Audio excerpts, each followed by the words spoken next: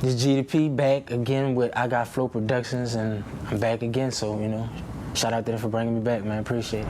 What I think about the song, The Bigger Picture, I think is a great record for what's going on at the time, was everything going on with the protests, everything with George Floyd and just the police brutality. So I feel like he's speaking to what people want to hear right now. You know, this what this generation was going on at this moment in time, and he's speaking to it. Now, for some people to be comparing him to Tupac over the song just because he made one record, I feel like that's a reach, but I like what he's doing right now.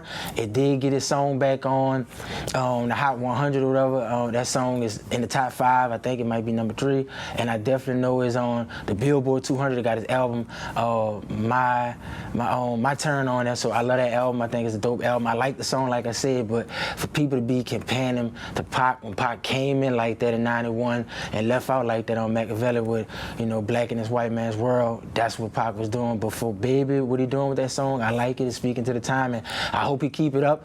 And if he do, then like you said, you can compare him to Pac with it. But for the moment, that record is hard, and people love it. I mean, shit is charting, so he doing a good thing. Same thing Marvin Gaye did with what's going on, and James Brown did with Black and I'm Proud. It spoke to that time, so he's speaking to his generation right now.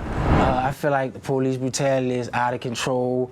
The way the police supposed to protect and serve, and you know the way they use excessive force with George Floyd, the way you could see the police had his knee on his neck like that in Minnesota. You could tell he used to getting away with it. No disciplinary actions. I feel like a lot of police should not just report to their police station when they have police misconduct. I feel like it should be like a federal database that they keep up with everything. Every time police have misconduct and they're doing something wrong, they should. I feel like that defunding the police is a good idea too. They could put that into more other things that can help with people being social workers, people dealing with the community a little better, because they always come when they like attacking us and stuff like that. And I feel like they always look at us like the enemy. So when they come in black neighborhoods, they always come at us overly aggressive and always just look at us like if the man had a $20 bill. I know a lot of times white people that had counterfeit $20 bills, and they didn't say, oh, sir, you that was a bad 20 or whatever, and all that, you know, you got another one.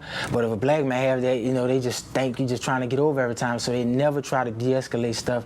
I feel like a lot of things could be resolved, but like I said, a lot of times the police say that these dudes are thugs, but a lot of times I feel like sometimes the police could be the biggest gang or whatever, and they don't tell on bad cops. They always say it's 99% good cops and 1% bad. Bullshit. Like, we know that's not true, and we can check the stats, and the facts gonna show that. It's not that they have bad on good cops out there. If they do, won't they tell the bad cops when they're wrong? And when they do see it, why they get on the other cops and they don't want to have nothing to do with the good cops when they do tell on the bad cops? They act like, oh, we ain't gonna fuck with you. You just ratted on one of us. But y'all want the civilians to go rat on people in the hood that's doing bad stuff. But when y'all rat on y'all dirty cops, then everybody turn away from y'all. And y'all make people feel bad, good cops for stepping up. So I feel like until the bad cops start holding the so-called, the good cops start holding the bad cops accountable, I feel like we're going to keep seeing this. And like I said, these police need to be prosecuted for when they kill people. Not just tried, actually prosecuted to the fullest extent of the law, just like anybody else when they take somebody else's life that's black or whatever.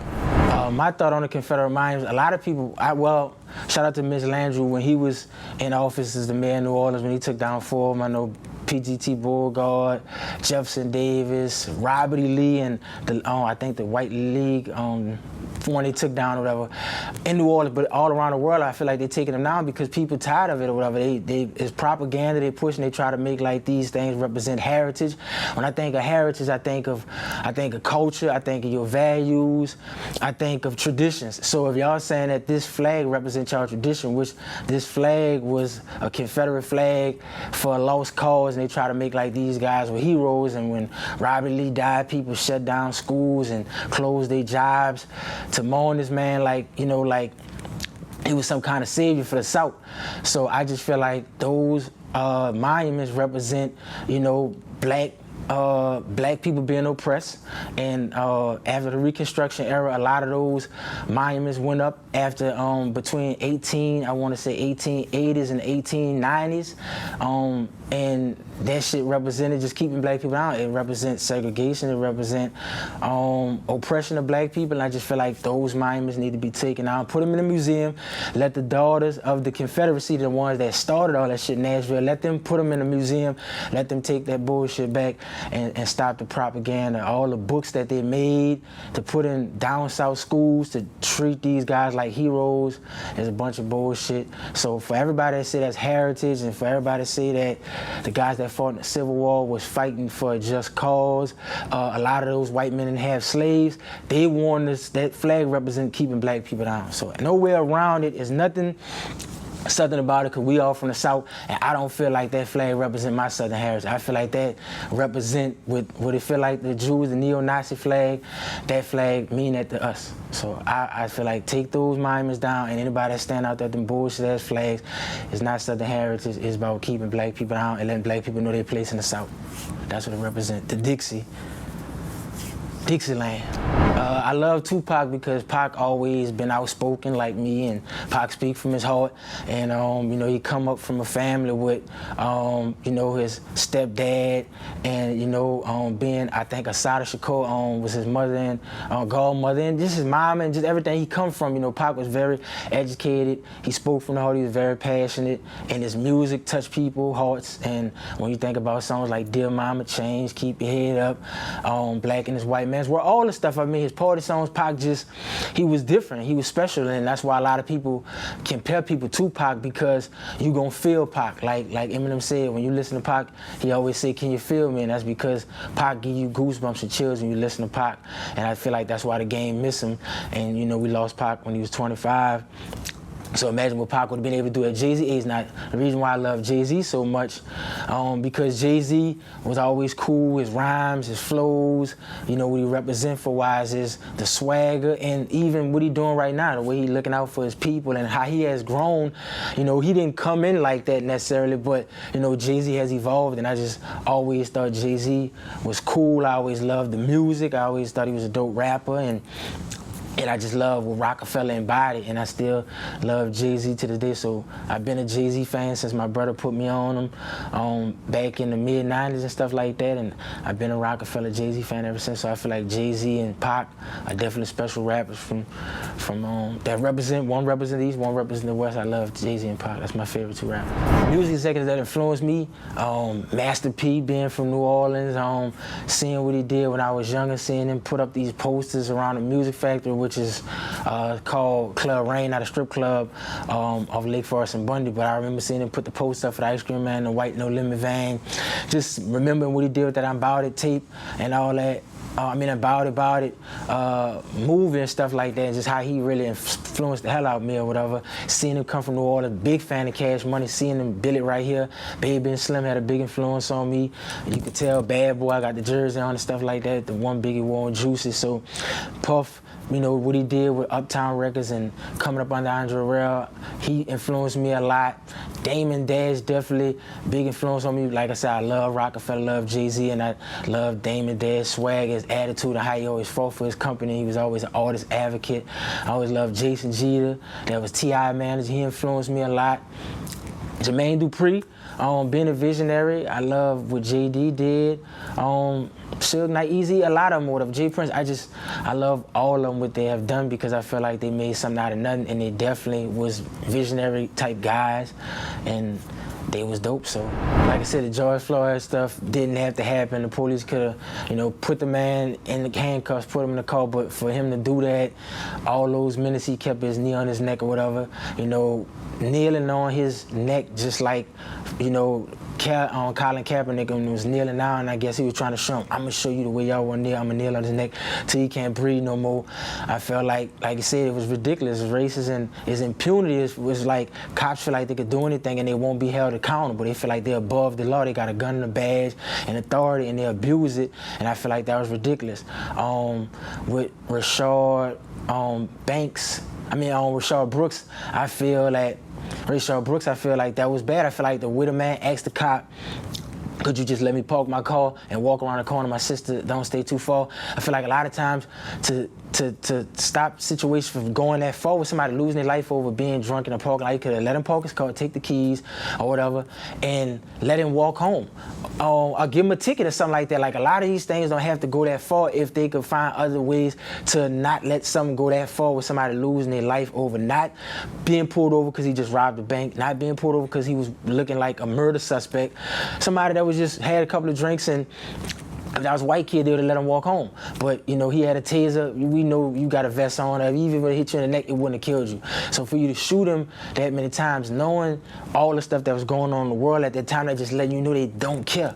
And with Breonna Taylor, I feel like that's so bad because these no-knock warrants that they're doing, and they need to really stop that in Kentucky for police to just come in the house, start shooting, going in the wrong house, and people losing their life. They always do that, and they always just saying, I'm sorry, because we thought it was this house. Somebody lost their life.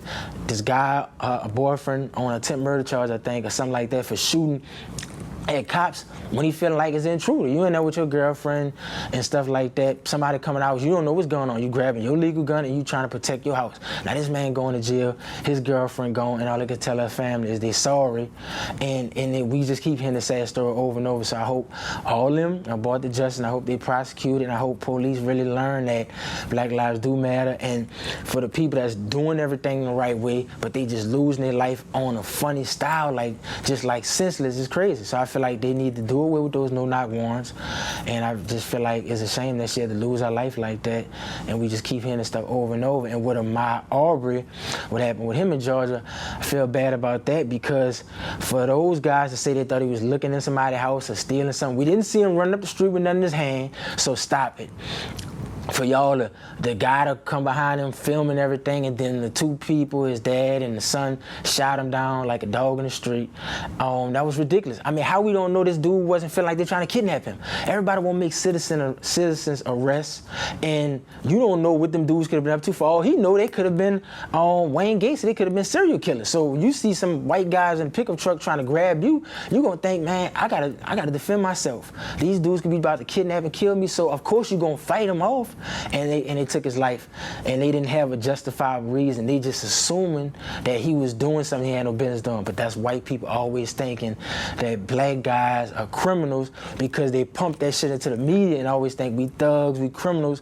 But to me, they're some of the biggest ones. They're the ones that was burning down Black Wall Street. They're the ones that messed up Durham, North Carolina. They're the ones that was messing up Mound Bay, Mississippi, and Wilmington, North Carolina. Every time black people try to come up and do something, they always try to destroy us. So I just feel like it's sad, and it's just ridiculous, bro. Like, over and over we keep hearing this, and they always like don't give a damn about Black lives.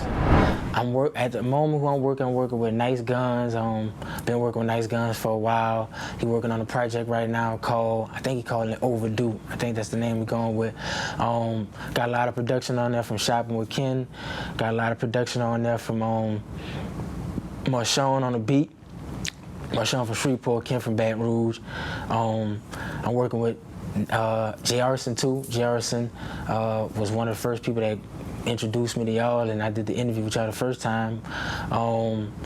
He doing a good project right now that he working on called Murder Cappy, and he was working with Nayo, rest in peace, Nayo Da Vinci. I introduced him to Nayo, and Nayo was like mostly producing most of the album. I think he probably produced 80% of the album, and we lost Nayo a couple of months ago, but he played a big part in that, and I think people gonna love that album a lot once it's done. But like I said, Nayo, Nice Guns, and I'm working with my friend that I grew up with, Pedro Barbone. He got a couple of records. He on there with Nice Guns. I think a lot of people gonna like his style too. He a producer too, but you're gonna hear him on a couple of features and all. That's the artist I've been working with right now and what I'm doing. So, but yeah, that's what I got going on at the moment. I hope people like it when they hear the stuff, and that's all I gotta say about that. They're gonna just have to wait and stay tuned and hear it or whatever. But I feel like it's gonna be disruptive, and I feel like people need to hear something like this. I think they're gonna like it.